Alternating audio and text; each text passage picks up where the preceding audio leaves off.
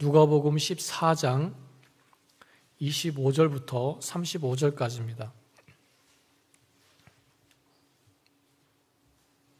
교독하시겠는데요. 제가 먼저 읽겠습니다. 수많은 무리가 함께 갈새 예수께서 돌이키사 이르시되 자기 부모와 처자와 형제와 자매와 더욱이 자기 목숨까지 미워하지 아니하면 능히 내 제자가 되지 못하고 누구든지 자기 십자가를 지고 나를 따르지 않는 자도 능히 내 제자가 되지 못하리라. 너희 중에 누가 망대를 세우고자 할진대 자기의 가진 것이 준공하기까지에 족할지는 먼저 앉아 그 비용을 계산하지 아니하겠느냐. 그렇게 아니하여 그 기초만 쌓고 능히 이루지 못하면 보는 자가 다 비웃어 이르되 이 사람이 공사를 시작하고 능히 이루지 못하였다리라. 또 어떤 임금이 다른 임금과 싸우러 갈 때에 먼저 앉아 1만 명으로서 저 2만 명을 거느리고 오는 자를 대적할 수 있을까 헤아리지 아니하겠느냐. 사신을 보내어 화친을 청할지니라. 이와 같이 너희 중에 누구든지 자기의 모든 소유를 버리지 아니하면 능히 내 제자가 되지 못하리라. 무엇으로? 다 같이 읽겠습니다. 땅에도 걸음에도 쓸데없어 내버리느니라. 들을 귀가 있는 자는 들을지어다 하시니라. 아멘. 우리가 지금 예수님께서 십자가 지시기 전까지 그 행적들을 돌아보면서 말씀을 나누고 있습니다. 지난 시간에는 예수님께서 이방 땅이죠. 변방 지역인 베레아 지역에 가셔서 사역하시는 걸 봤어요. 그 베레아에서 첫 사역은 18해 동안 귀신 들려 등이 굽은 그 한 여인을 찾아가셔서 고쳐주시는 거였습니다.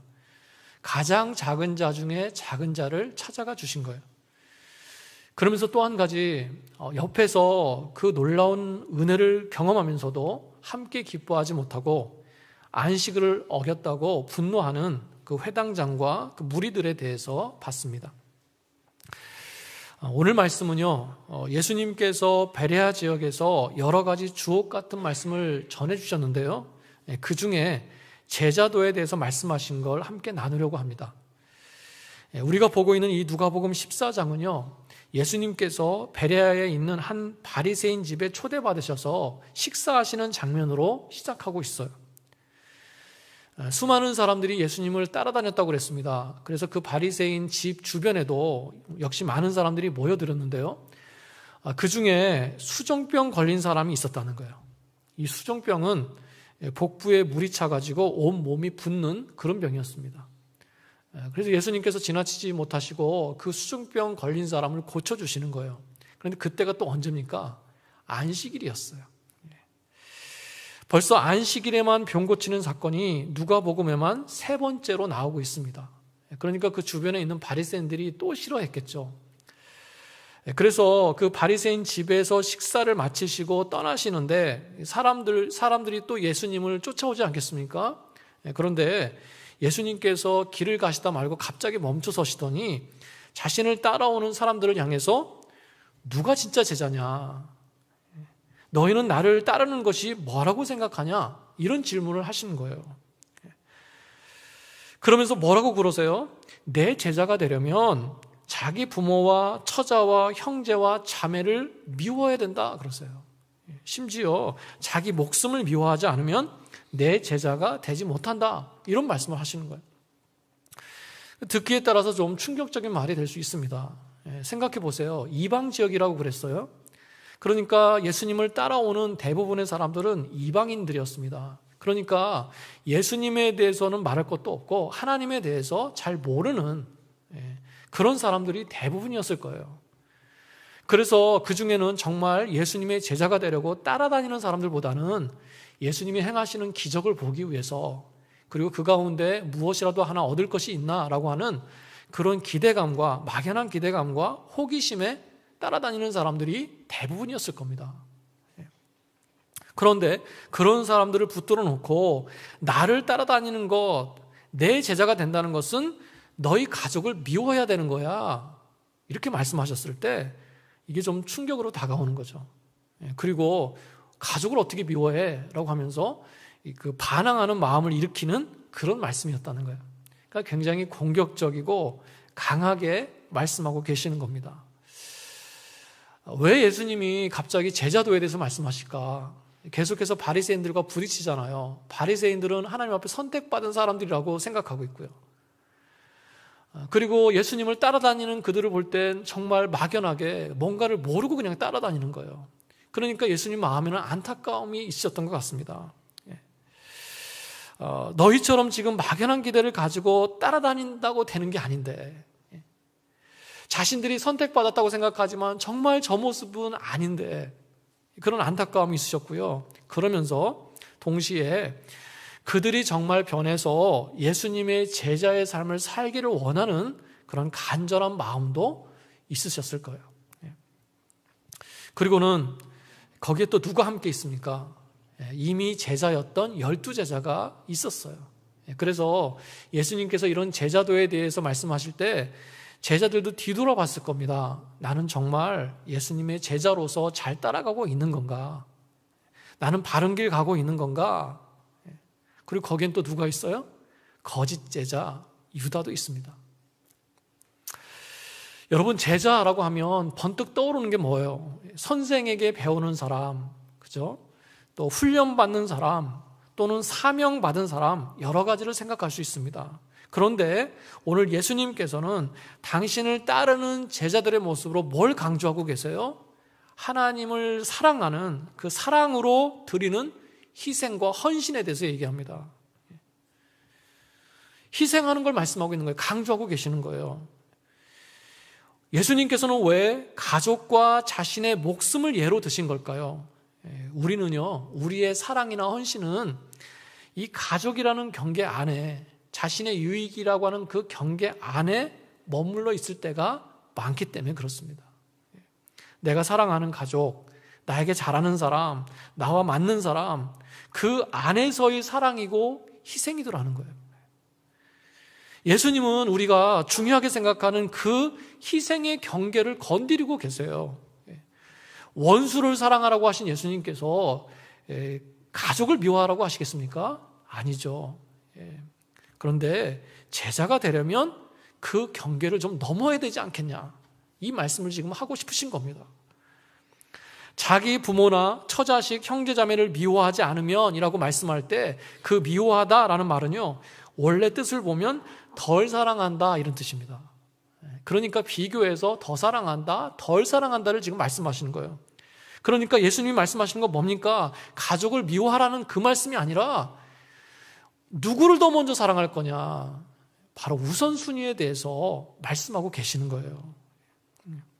예수님의 제자라고 한다면 자기 희생이 있어야 되는데 그 어떤 것보다도 주님을 위한, 주님에 대한 희생이 앞서야 되는 것이다. 바로 그 우선순위에 대해서 말씀하고 계시는 겁니다.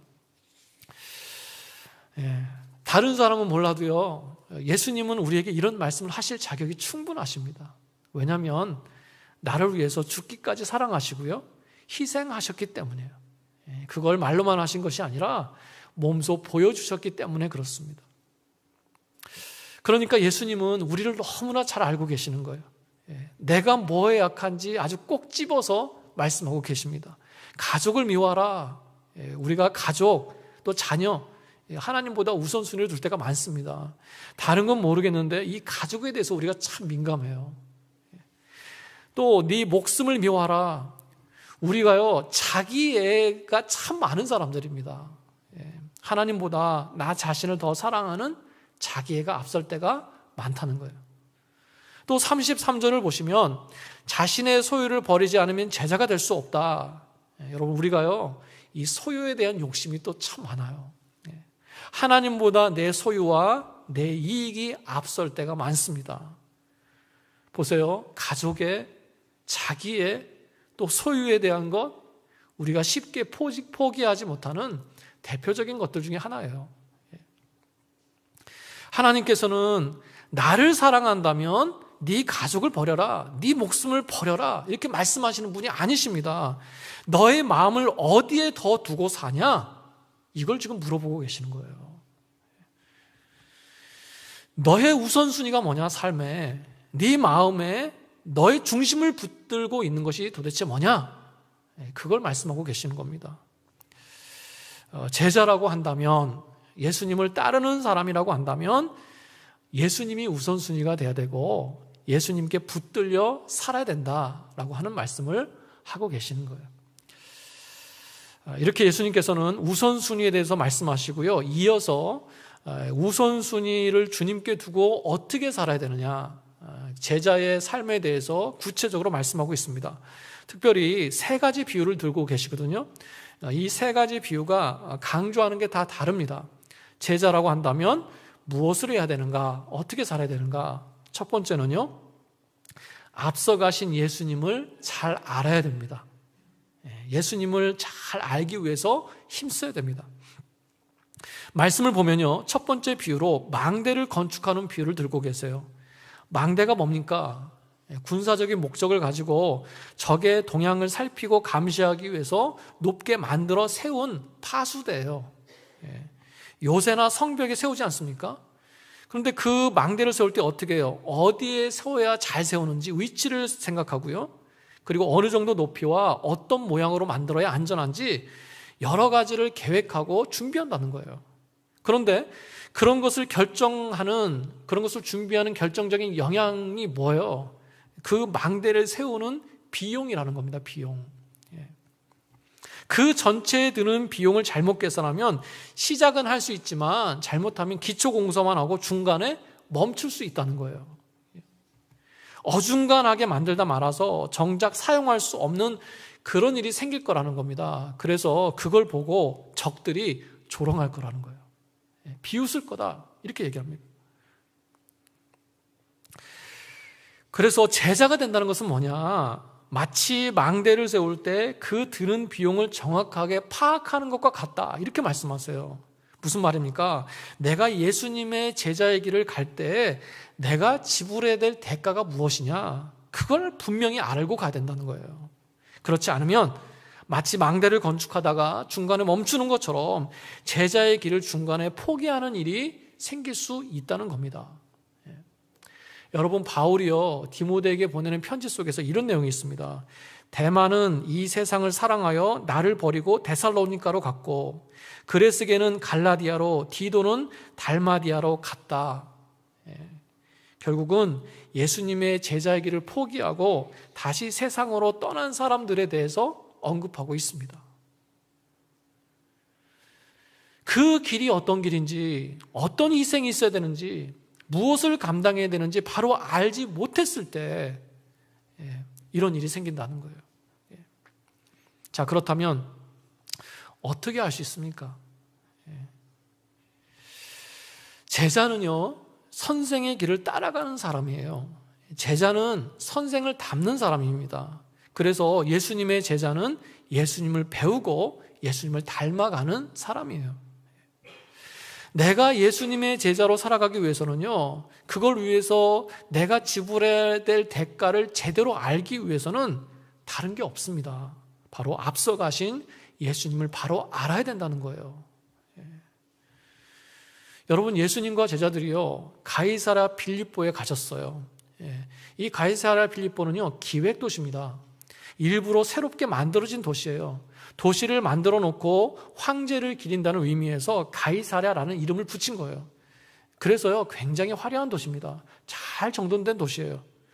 로마 황제 가이사와 그 영광을 한눈에 볼 수 있는 그런 도시였습니다.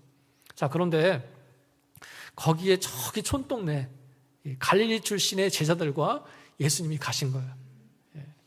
그 화려하고 번듯한 도시 한가운데서 예수님께서 제자들에게 자신이 누구신지를 묻고 계십니다. 너희는 나를 누구라 하느냐? 제자들이 예수님을 어떻게 생각하고 어떻게 알고 있는지를 물어보시는 거예요. 우리가 잘 알고 있는 것처럼 그때 베드로가 어떻게 고백합니까? 주는 그리스도시요 살아계신 하나님의 아들이십니다. 이런 고백을 해요. 그리고 예수님께서도 그걸 인정하십니다. 당신이 메시아시라는 거예요. 그 예수님의 말씀을 들었을 때, 화려한 가이사랴 빌립보에서 그 얘기를 들었을 때 제자들의 마음이 어땠을까요? 그 그 황제가 앉는 그 자리에 예수님이 앉아 계신 걸 상상했을 거예요.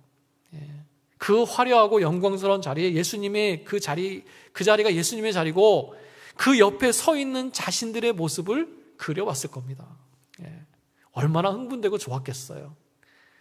막 그런 기대감에 휩쓸려가지고 상생의 나래를 펴고 있는데 예수님께서 갑자기 뭐라고 그러세요? 그래, 내가 메시아 맞다. 그런데 이제 내가 고난을 받아야 돼. 십자가에 못 박혀서 죽게 될 거야. 그리고 사흘 만에 다시 살아날 거야. 이런 말씀을 하시는 거예요. 그러니까 이 얘기를 들었을 때 제자들이 당황했습니다. 그동안 예수님을 따르면서 자신들의 것을 다 버리고 따랐어요. 그리고는 이제 드디어 보상이 있겠구나, 드디어 꽃길만 걷겠구나, 이런 생각을 하고 있는데 예수님은 예루살렘에 가셔서 죽으시겠다는 거예요. 그러니까 그때 혈기 많은 베드로가 그걸 참지 못하고 예수님께 나와서 항의하는 겁니다. 물론 말씀을 보면 예수님을 염려하는 뉘앙스가 더 커요. 예수님을 염려하는 거겠죠. 왜 그게 없겠습니까? 그런데 베드로의 반응이 좀 격해요. 격합니다. 거기에는 예수님이 걱정돼서 그런 것도 있지만 거기에는요, 자신들의 기대가 무너진 것에 대한 어필도 들어있어요. 예수님, 이게 무슨 말씀이세요? 그러면 안 되죠. 여기까지 믿고 따라왔는데 그러시면 안 됩니다. 그래서 예수님께서도 아주 격하고 단호하게 반응하십니다. 사탄아, 내 뒤로 물러가라. 네가 하나님의 일을 생각하지 아니하고 도리어 사람의 일을 생각하는도다. 사람의 일을 생각하는도다. 예수님께서는요, 베드로의 중심을 정확하게 파악하고 계셨어요. 그리고는 그 뒤에 이어서 예수님께서 다시 제자들을 다 불러 모으시고 뭐라고 말씀하십니까? 누구든지 나를 따라오려거든. 오늘 말씀하고 똑같아요. 진짜 제자가 되려거든 자기를 부인하고 자기 십자가를 지고 나를 따를 것이니라. 마가복음 8장 말씀에 나옵니다. 오늘 누가복음 말씀과 너무 똑같아요. 여러분, 베드로는요, 제자들은요, 예수님의 제자지만 예수님과 늘 함께 가까이 있었지만 정작 예수님을 제대로 알지 못했습니다. 예수님의 십자가를 모르니까 예수님을 오히려 막아선 거 아니겠어요? 그런데 이게 바로 우리의 모습일 수 있다는 거예요. 예수님을 알지 못한다는 것은요, 예수님에 대한 지식이 없다는 얘기가 아닙니다. 물론 지식이 없을 수도 있어요. 지식이 근데 있습니다. 있는데 만나는 체험이 없는 거예요. 그리고 지식은 있어요. 그런데 알면서도 행하지 않는 것, 그게 예수님을 모르는 겁니다. 예수님과 먹고 마시고 함께 생활하고 그 작고 세세한 것까지 다 알고 파악했던 제자들도 예수님을 정확하게 알지 못했어요. 그러니까 십자가의 길을 막아서는 거 아닙니까? 예수님도 몰랐지만 십자가의 의미도 제대로 알지 못했어요. 그래서 그 십자가보다는 가이사랴 빌립보의 그 화려함이 자꾸 눈에 들어오는 거예요. 여러분, 제자는요, 단순합니다. 가장 먼저 선생을 알아야죠. 자기가 배워야 될 선생을 알아야 되지 않겠습니까? 제자는요, 예수님이 누구신지를 알아야 됩니다. 예수님의 십자가를 알아야 되고요, 예수님의 부활을 알아야 돼요. 나중에 베드로가 성령 체험을 한 후에 예수님을 제대로 알게 됐어요. 그동안 이해되지 않았던 예수님의 십자가와 부활을 이해하게 됐습니다. 그리고는 변했어요. 이제는 죽기까지 예수님의 제자의 길을 포기하지 않고 그 길을 가고 있는 베드로를 우리가 보게 됩니다. 여러분, 예수님을 따라가는 사람, 참된 제자가 되는 가장 중요한 것은 내가 따라가는 그 예수님이 어떤 분이신지를 아는 것인 줄로 믿습니다. 제자의 정체성은 선생으로부터 오는 거죠. 내가 누구고 어떻게 살아야 되고 무엇을 하면서 살아야 되는가, 내 정체성을 바로 세우는 데는 예수님의 정체성을 바로 아는 거예요. 예수님을 제대로 알고 가지 않을 때 제대로 만나면서 느끼면서 가지 못할 때 그것은 마치 아무 계획 없이 망대를 짓는 것과 똑같다고 말씀하고 있습니다. 왜 짓는지도 모르고 끝까지 건축하지도 못해서 중간에 포기하게 되는 것, 바로 그 이유는 예수님을 제대로 알지 못했기 때문이에요. 여러분, 그러므로 이 사순절 기간 동안에 다시 한번 내가 알고 있는 그 예수님 있죠. 그 예수님을 만나시길 바랍니다. 왜 고난을 받으셨고 왜 죽으셔야 됐는지를 생각하면서 나에게 주신 은혜를 다시 한번 생각하면서 스스로를 점검하고요. 내가 정말 예수님의 제자로서 바른 삶을 살아가고 있는가, 내가 제대로 가고 있는가를 점검하시면서 힘쓰시는 그런 시간이 되시기를 축복합니다. 자, 두 번째, 제자는 첫 번째 예수님을 알아야 되고, 두 번째, 그 다음에 누굴 알아야 됩니까? 나를 알아야 돼요. 나를 알고 적을 알아야 돼요. 예수님께서 이어서 두 번째 비유를 드시는데 두 나라가 전쟁하는 비유를 드십니다. 그러니까 전쟁하는데 가장 먼저 필요한 것이 뭐라는 거예요? 지피지기면 백전백승이다 라고 그러죠. 적을 알고 나를 알면 100번 싸워도 이긴다 그래요. 마치 그것처럼 전쟁할 때는 먼저는 적의 규모와 군사력을 정확히 파악해야 된다는 거예요. 그래서 예를 드십니다. 1만의 군사로 2만이 되는 군사와 싸울 때 정확하게 파악하고 분별해가지고 승산이 있으면 싸우고 승산이 없으면 화친해야 된다는 거예요. 그러니까 이런 비유를 통해서 우리에게 주시는 메시지가 뭡니까? 제자는 영적인 싸움을 수행해 나가는 사람이라는 거예요. 오직 너 하나님의 사람아, 믿음의 선한 싸움을 싸우라, 영생을 취하라, 이를 위하여 네가 부르심을 받았다. 디모데전서 6장 말씀이에요. 제자는 선한 싸움을 싸워 나가는 사람들입니다. 그리고 그 영적인 싸움을 싸워 나가기 위해서 어떻게 해야 돼요? 적의 실체와 공격과 규모를 정확하게 파악해야 된다는 것입니다. 적의 실체는 뭡니까? 우리의 싸움은 혈과 육을 상대하는 것이 아니요, 통치자들과 권세들과 이 어둠의 세상 주관자들과 하늘에 있는 악한 영들을 상대함이라. 그러므로 하나님의 전신갑주를 취하라. 우리의 싸움은요, 사람에 대한 것이 아닙니다. 혈과 육이 아니에요. 악한 영에 대한 싸움들입니다. 그걸 바로 알고 영적인 싸움을 싸워나갈 때 내가 내려놔야 될 게 뭔가, 내가 더 붙들고 가야 될 게 무엇인가, 그걸 분명하게 하게 된다는 거예요. 그래야 전쟁에서 이길 수 있다는 것입니다. 그러니까 앞에서 예수님을 먼저 알았어요. 그 다음에는 그 예수님 앞에 나를 비춰봄으로 나를 알게 되는 거예요. 내 영적인 상태와 내 모습을 바로 보게 되는 것입니다. 뿐만 아니라 그런 나를 공격하는 것이 뭔지, 그런 내가 영적으로 싸워야 될 대상이 무엇인지를 정확하게 알게 하신다는 거예요. 내가 뭐에 약하고 내가 어떤 공격에 쉽게 넘어지는지 바로 알고 대비해야 된다는 것입니다. 여러분, 그러므로 그런 분별의 능력을 주시도록 또한 기도하시기 바랍니다. 분별할 뿐만 아니라 내가 영적으로 싸워 이길 수 있는 하나님의 전신갑주를 취해야 될 줄로 믿습니다. 그것을 위해서 성령님께 구하시기 바랍니다. 세 번째입니다. 예수님의 제자는 어떻게 살아야 되는가? 주님의 이름으로 희생하고 살고 또 영적인 가치를 위해서 살아야 됩니다. 희생과 가치예요. 이걸 가지고 살아야 된다는 거예요. 예수님께서 제자의 길을 설명하시기 위해서 세 번째 비유로 드시는 것이 바로 짠맛이 나는 소금에 대한 비유예요. 여러분 잘 아시는 것처럼 소금은 맛을 내거나 음식을 부패하는 걸 막는 역할을 합니다. 성경에서 이 두 가지를 강조해요. 소금이 상징하는 건 두 가지입니다. 하나는 희생이에요. 맛을 내기 위해서는 자신이 녹아져서 없어져야 됩니다. 음식이 부패하지 않도록 그 음식을 품어줘야 돼요. 그러니까 소금은 주인공이 아닙니다.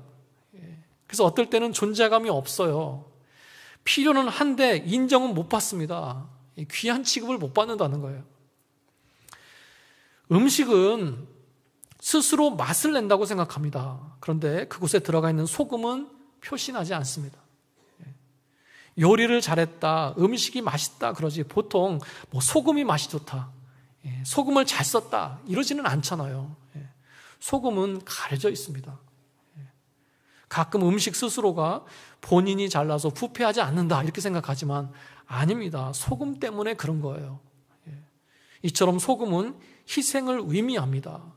제자는 이와 같이 희생하는 사람이다 라는 거예요. 그래서 또 하나 소금의 의미가 있는데 그 희생을 통해서 뭐라는 거예요? 가치 있는 일을 하는 사람이라는 겁니다. 그렇게 희생해서 썩어질 쓸데없는 것을 얻는다고 한다면 얼마나 허무한 거예요. 썩지 않는 영원한 것을 얻어야죠. 그래서 소금은, 제자는 희생하지만 그 희생을 통하여 가치 있는 영적인 일을 이루어가는 그런 존재라는 거예요. 너희는 세상의 소금이니 소금이 만일 그 맛을 잃으면 무엇으로 짜게 하리요? 후에는 아무 쓸데없어 다만 밖에 버려져 사람에게 밟힐 뿐이니라. 마태복음 5장 13절 말씀입니다. 오늘 말씀과 아주 비슷해요. 여러분, 이 마태복음에 나오는 소금의 비유는요, 예수님께서 갈릴리 지역에서 산상수훈 중에 하신 말씀이에요. 여러분, 천국 백성의 헌장이라고 하죠. 제가 예전에 말씀으로 강해로 나눴던 팔복 설교 기억하실 겁니다.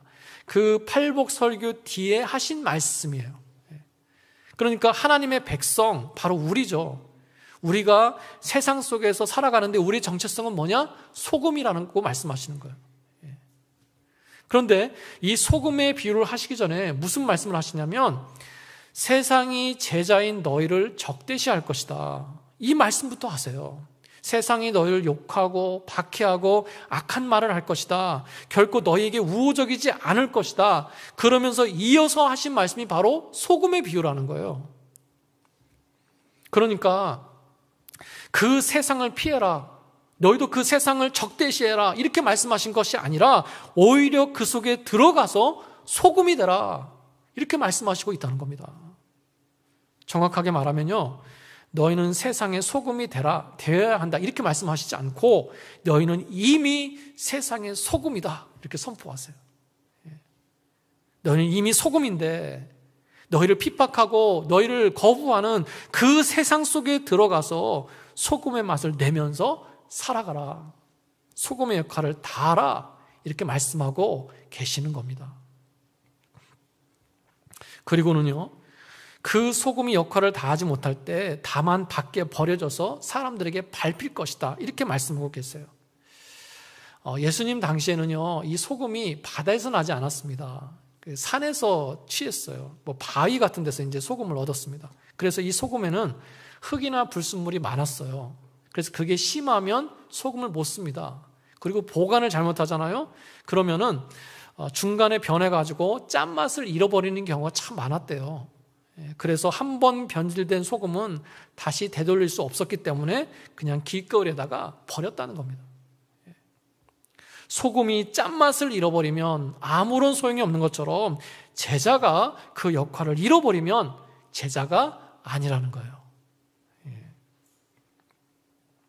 여러분, 그런데 이 소금의 역할 같은 이 의미 있죠. 이 소금보다 더 잘 표현하고 있는 게 있는데 그게 뭡니까? 십자가예요. 십자가예요. 우리 주님의 십자가는 우리 주님의 희생의 상징이고요, 그걸 통해서 우리를 구원하신 가치의 상징이에요. 여러분, 십자가 없는 제자가 어디 있겠습니까? 예수님을 따라가는 것은 바로 십자가를 지고 따라가는 거예요. 무리와 제자들을 불러 이르시되 누구든지 나를 따라오려거든 자기를 부인하고 자기 십자가를 지고 나를 따를 것이니라. 마가복음 8장 34절입니다. 오늘 말씀에서는 27절 말씀이에요. 그러니까 마태, 마가, 누가복음에 다 나오는 말씀이에요. 십자가에 대한 말씀. 여러분, 사람은요, 누구나 다 자기 십자가가 있습니다. 믿지 않는 사람들은 그것은 버리고 싶은 짐이고 쓸데없는 짐으로 생각합니다. 그런데 우리 믿는 사람들의 십자가는요, 가치 있는 거예요. 예수님을 따라가는 제자들에게 나타나는 영광스러운 모습이라는 것입니다. 가치 있는 거예요. 그 십자가는 예수님처럼 내가 죽는 것이고 내가 희생하는 것입니다. 여러분, 하나님께서 우리에게 주신 그 삶에서는요, 우리가 희생하고 죽어야 될 그런 영역들이 있습니다. 그런 부분들이 있어요. 그게 가정일 수도 있고요, 자녀일 수도 있고요, 아니면 오래된 어떤 문제일 수도 있습니다.